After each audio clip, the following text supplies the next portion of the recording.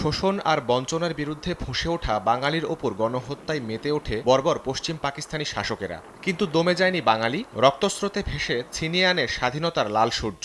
16ই December অর্জিত হয় হাজার বছরের কাঙ্ক্ষিত সেই বিজয়। তাই ডিসেম্বর কেবল বিজয়ের মাসই নয়, বাংলাদেশের জন্য গৌরব, সাহস আর আত্ম অহংকারের মাসও বটে। 16 তারিখ পর্যন্ত ইতিহাসবিদরা বলছেন, এত রক্তের বিনিময়ে যে দেশ পেল জাতি, সেই দেশের প্রান্তিক মানুষের জীবনে আজও মেলেনি কাঙ্ক্ষিত মুক্তি, সাম্য, মানবিক মর্যাদা আর সামাজিক সুবিচার। স্বাধীনতার এত বছর পরও অধরাই রয়ে গেছে। গণতন্ত্র প্রতিষ্ঠার আকাঙ্ক্ষা, গণতান্ত্রিক শাসন ব্যবস্থা, রাষ্ট্র পরিচালনায় জনগণের যে অংশগ্রহণের সুযোগ, এটি 54 বছরে আমরা নিশ্চিত করতে পারি নাই। বিজয়ের মাসের প্রথম দিনে ঢাকা বিশ্ববিদ্যালয়ে আয়োজন করা হয় বিজয় র্যালি। এটি পুরো ক্যাম্পাসের সড়ক ঘুরে মহান ৭১-এর সেই সময়গুলোকে স্মরণের চেষ্টা করে।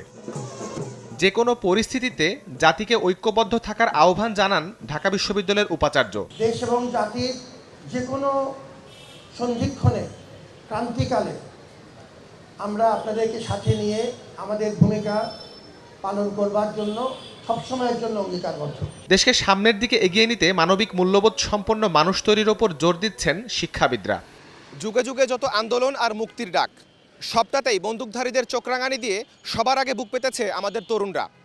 বিজয়কে কলুষিত করা, দুর্নীতি আর অপরাধকে রুখে দিতে তাই তরুণদেরকেই এগিয়ে আসতে হবে সবার আগে। শাহরিয়ার শৌমিক, সময় সংবাদ, ঢাকা।